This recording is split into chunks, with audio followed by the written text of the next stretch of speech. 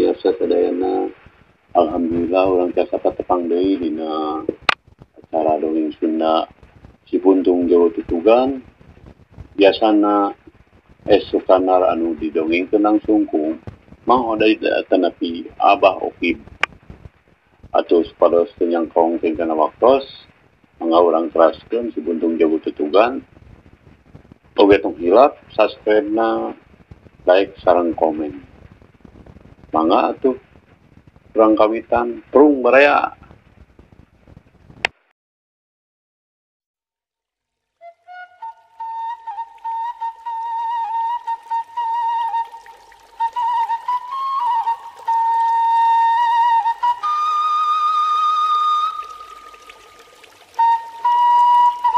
Lawan sakilat nakar pereupna geus nyeblut manten anu moal salah deui dengan kejerot kana cukang hiru.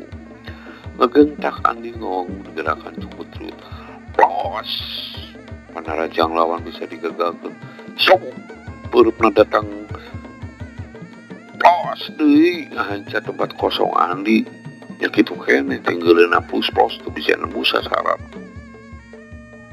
Lantaran bari ngagunakeun gerakan juku triut. Manehna oge bari malik nyerang nyamnya itu ieu pada teu bisa ngasupkeun tenggeleun. Lamun terus-terusan siga kieu mah kalakan nimbogeun kacape teu puguh. Pikir kalinya getak andi ngomong gerakan heulang laprak nu dikombinasikeun jeung gerakan ngelelit sama. Puguh we pemerapna kanu jadi lawan lain deui ngaranjungna ngagendak manehna luncat nyelametkeun sukuna bali satekah pola ngajejekeun dampal sukuna tapi anu dirikat ngahadangkeun leungeun buntungna. Cuk! Aduh! Au! Awur jeung dampal sukuna nepi ka lawan wacak sarta badana ngoleap ka tukang reka. Tobat! Andi teu kesempatan gendak manehna nyusul tepus ku leungeun buntungna orok kaya lawanna teu geus bisa ngejaga keseimbangan badana sanajan sukuna napak sabeula. Corelat beh manehna kagegereun Andi bari peureup katurunna dihembatkeun nya sarsareap. Andi ngagentak nyebutkeun ramu-ramuna dina gerakan cakar heulang. Sarta ngacoba kulit beuteung. Aduh sia, bangkawara. Lek ngahina teh kaing. Ngahina sia teh kaing. Cek lawanna bari luncat. Lain deui nafsuna dijowo kulit beuteungna. Teu kudu nafsan sia kuntilanak.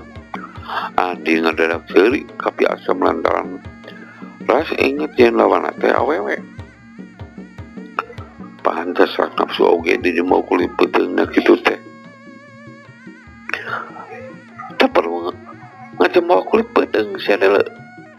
Tembong lawanna teh nafsu kacida. Kudu kana naon atuh memang kudu dipilih. Heug atuh mah kana beuteung ku. Mah kana beuteung deui. Cek Andi ngeyehkeun. Puntung sia setan teh. Manehna kalebeukeun nafsu sarta teu antar udah parah deui. Syukur bae manehna naraja. Awas kulit beuteung. Cek Andi bari pikat ngawangun deui gerakan heulang ngegalapak leungeun katurunna geus manso. Rek ngagunakeun cakar heulang. Teteh bener sih teh barang pireung ramo-ramo Andi anu geus manso rek ngajamret teh beuteungna. Ngagetak ngajawa ka tukang sarta sampe manehna ngudar nu meulit dina cangkengna. Teteh lah karembong. Kukituna jal-jal ka judi we ku Andi yen pasti manehna teh ngagunakeun kampuhan daya pileumbeuhan nu ditimbulkeun tinu kebutaan karembongna. Mikir kadinya teu talang ke sampe manehna mesat haur koneng sarta sameme karembong udar tina cangkengna. Haur koneng geus ngapletuk manten kana pepeuteanna lawanan nepi ka ngaciwi ngocak tengek. Salah satu antapah deui corelat ngejat ka tukang saterus ngaplesak dina kecepatan anu luar biasa. Aduh sia. montong kaburu kundarak sia cek Andi bari ngaplesak teh manehna udag sabot kitu ngadadak kaling sora nu nyalukan ngaran manehna sidik lain sora nu lain nu liang ngagaro ngaran manehna sarta eta sora teh ngapulubus bisa pinuhna kana ceuli teu beda pinu ngarewoskeun ku kituna reg Andi ngarandeg bari ngegetak balik ke tukang Kang Andi tapi teh naon-naon nu teh mong iwati pating jaljigna tatangkalan terus manehna mancokeun irungna tapi teh lah eueuh naon-naon anu kaambeu terus sancepkeun gaur konengna nu keur dicepengna direngekeun eueuh naon-naon deui tapi si dik sora teh jolna teh tukangeun teu panjang mikir deui leos bae manehna balik deui ari gok teh kijanta jeung jen gigireun tanggal johar memang teh tadi manehna aya di dinya nyaksian nu patelak di anggangna waktu ku Andi ditanyakeun ngeunaan sora anu ngageroan ngaran manehna sarta diterangkeun sasaran boga sora seperti itu tapi kijanta anu ngahringeun lantaran manehna mah luput teu ngadengieun kalakah tumpat tempo bari pasemona ngariuk pinuh ku kakaget anu pohara heran sidik meneni nong toreng cek Andi bari lempang dek unggah deui ka imah sadatangna gek bae manehna diuk pikiran marudah susos kaditu kadi antukna sapenting eta mah Andi jeung Ki Jandra cacap teu bisa sare nepi ka isuk-isuk ukur ngajareun duaan di tengah imah bari teh sora anu kaluar sakecap oge ongkoh bisi musuhna melunjung datang deui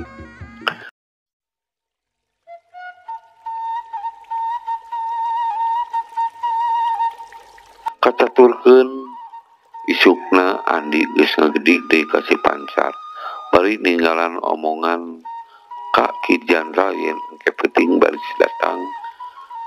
datang deui ka hujung ulah-ulah bareng jeung Aki Musani lantaran hal ieu teh ku manehna rek dilaporkeun ka Akina ongkoh pangna Aki Musani datang ka Cipanjar teh maksudna teh dek maluruh lawan Andi sajabana teh ngarasa penasaran teh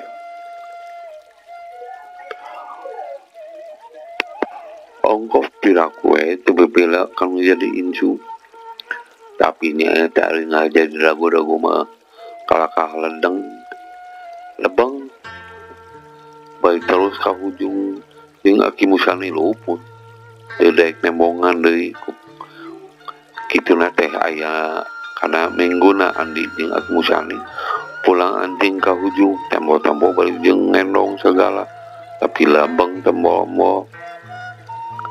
atuh geus kaluhan kitu mah Aki Musani balik deui ka Tamak Baya bareng jeung Andi si Medi katut Ciruyup anu ayeuna mah geus jadi cocokan si Medi jempeng sawatara waktu mah tara aya naon-naon Andi atuh bener ayeuna mah maturna di Tamak Baya teh tapi anggar pulang anting ka Cipancar tempo-tempo terus ka hujung sakali-kalieun sok banglas kapanenjoan bari sakalian ka Batu Gede nepungan Sudinta terus kecil saat panggian Ardasin lumakuna peduduaan we jeung Ki Jandra lantaran maksudna oge rek maluruh di Tarsia tetela ayeuna mah jalan-jalan sarta di pilemburan teh geus bener-bener aman tara deui kabejakeun aya bega atau maling tapi kitu nanti ngan syukur sawatara waktu keributan teh geus pinasti timbul deui nu dilantareun ku karna nu adat sarta kalakuanna teuing lantaran ayeuna teh manehna geus aya di Garut dibarengan ku Ki Baduri anu geus dianggap kolotna sorangan keur mah de aya kasebutna ayeuna mah geus jadi dulur saperguruan lantaran karna teh geus hasil guru ka Jambrong ku kituna ayeuna mah geus bisa dipastikeun yen tingkat pangabisana teh jauh leuwih luhur mun dibandingkeun keur samemehna ngaguru ke Bajamrong. Kunjung-kunjung teh manehna muru kata Judasela lantaran sapamikiran bahwi ka sabaraha rek ditalukeun geus kitu leuk maluruh pajaga katut ibadah. Kitu deui Jang Husein Komo nu kasebutna panerimah memang perlu pikeun di kawasan sapinuna lantaran kapan Jang Husein mah anakna jalma jugala mah hese mun diperes saja kayana teh. Tujuanna geus pasti lamun kabel geus aya dina pangaruh dampal sukuna manehna deuk ngajorag ka gumilar bari deuk ngarebut sari katut ipah atuh mun geus kalaksanakeun deuk terus yang harapan si buntung jago tetugan moal diiwalkeun Nyai oge pasti bakal dipandang peperieun baheula teu laksana lantaran kaburu kapargokoan. Manehna geus teu inget kanu jadi kolot nama padahal mangsa harita teh akina oge nyaeta Aki Mursid keur aya di Cigado. Jauh-jauh ngaja datang tebung mulang terek nelingan incuna lantaran kusi di bejaan ku pasuta yen karena kitu karena teh kitu kayanana lami teuing ngambeu didikan bajagura sinana teh nu mawi ayeuna teh janten minculak. Abah ngeberehkeun pamanggihna harita teh keur ngariung di jero imah. Bakuna mah keur ngabademikeun kudu kumaha sarta kamana neanganna. Ulah gampang ngalakeun ka batur suta. Aki Mursid ngagebes atuh da leres abah. Pajagur teh sakit sejahatna.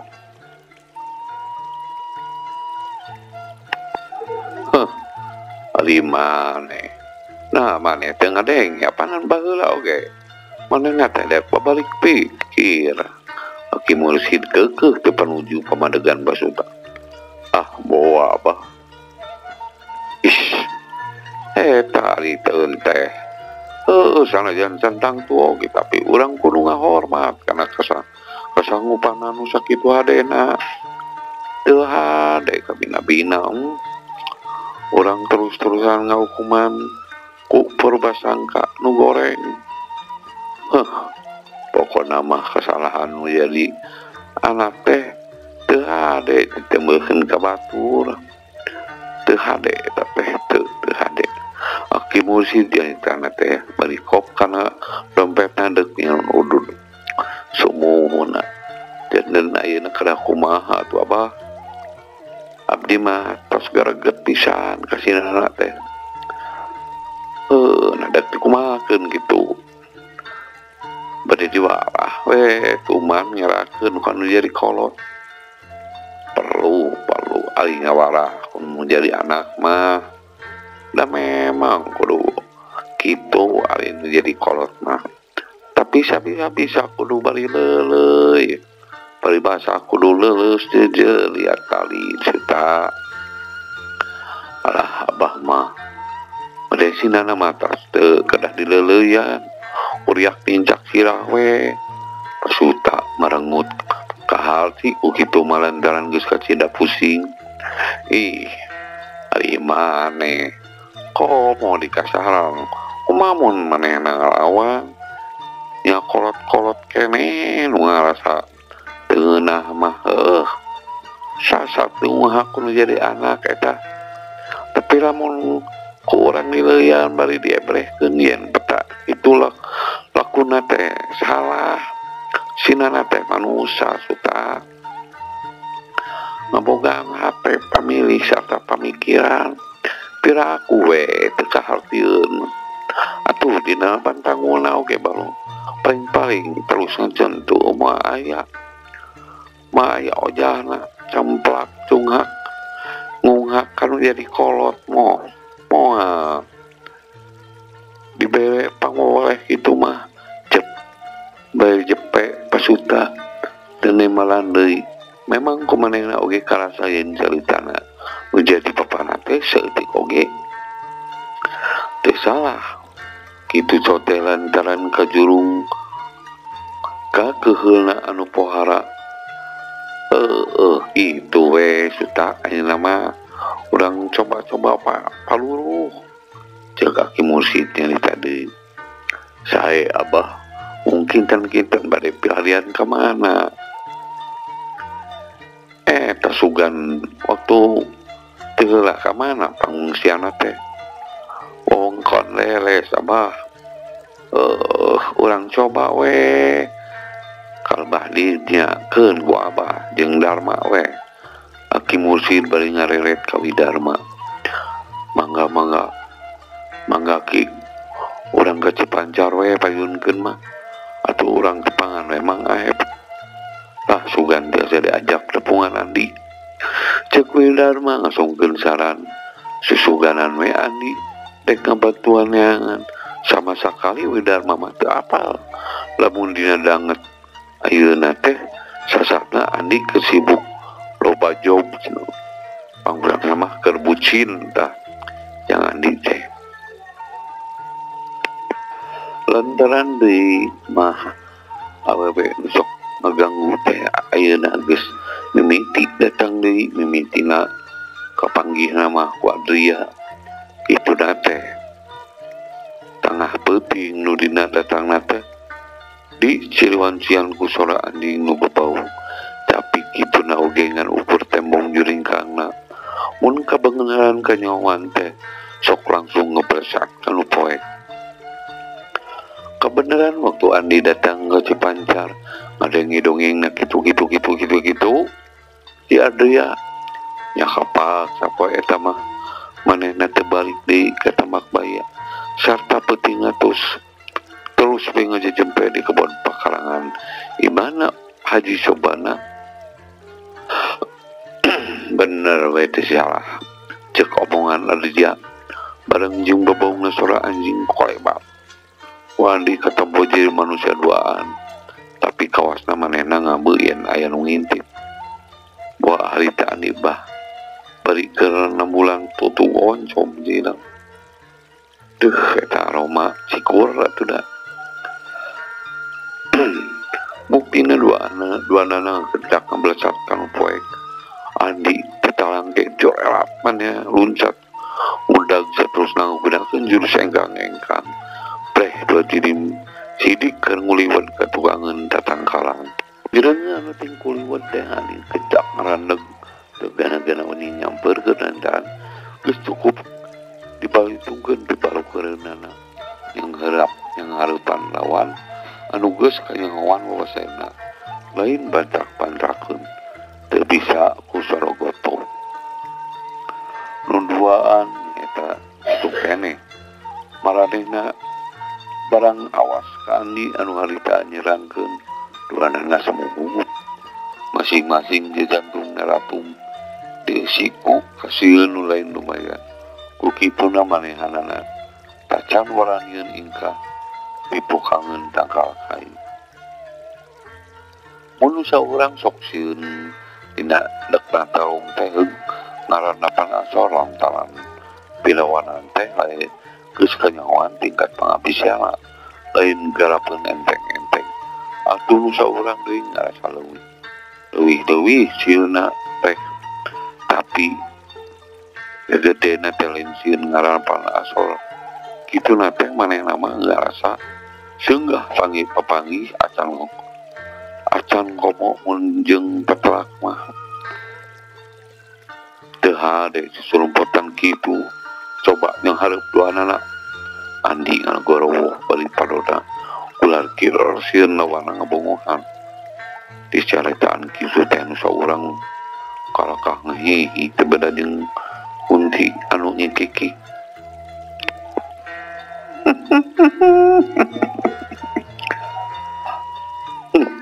teu hade perlu cecengiran teu lucu sia hayo maju duanana ceuk Andi deui pinuh ku daya padangtangna bari di Sorogoto wani nyemperkeun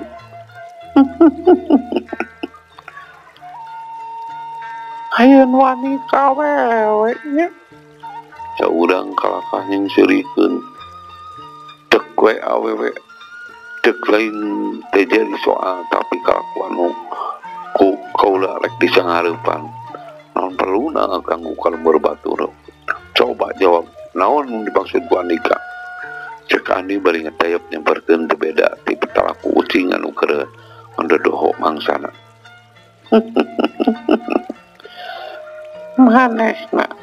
Manehna ngahi mangigi deui bari ngecoleat kalebah ka tuhu terus ngulibat deui ka tukang ngendangka anu sejen sedang baturna ngolebat deui ningkah jadi patarenggang dengan ngarepuk bareunnya kerantas hate Andi tapi panonna mah tetap tingting sarta teu antap pelati corelat teh lucat ke belah katuhu murukan panggeulan ngecat memang lebadinya rada carang ku tetangkalan semeuna mun dipake galungan lebut heuli pegal pati teh hiu leungeun buntung geus sabatkeun tapi lawan-lawan mah manis pisan ngakentak ngareundeuh nggunakeun gerakan emok cabok heat tapaleungeun rek dipake ngabeban bin surang Andi ngakentak luncat pikeun nyelametkeun sukuna orang kaya lawan narikat maju lewat musuh tepus bari dampaleungeunna tetep ngarupakeun ancaman pikeun suku Andi anu geus harita diperangkalkeun ngan bae Andi oge lain sasaran empuk likat manehna ngejatkeun sukuna dinegerakan walang sungsang rek ngingsolkeun sareham lawan sedengkeun suku katuhuna dipenjalkeun kana taneuh pikeun nahan keseimbangan badan sarta anu dipalaras sangkan bisa ngadatangkeun tanaga anu cukup pikeun ngalumpuhkeun nu jadi lawan. Waktu pemiarsa sadayana cag dugi ka dieu dongeng sunasi buntung nyebut tutugan enjing urang tepang deui. Hatur nuhun ka pamiarsa anu tos satia ngabandungan dongeng Sunda ieu oge tong hilap subrek pamiarsa ngabantos kasumangetan dina neraskeun jejer carita ieu. Hatur nuhun wassalamualaikum warahmatullahi wabarakatuh.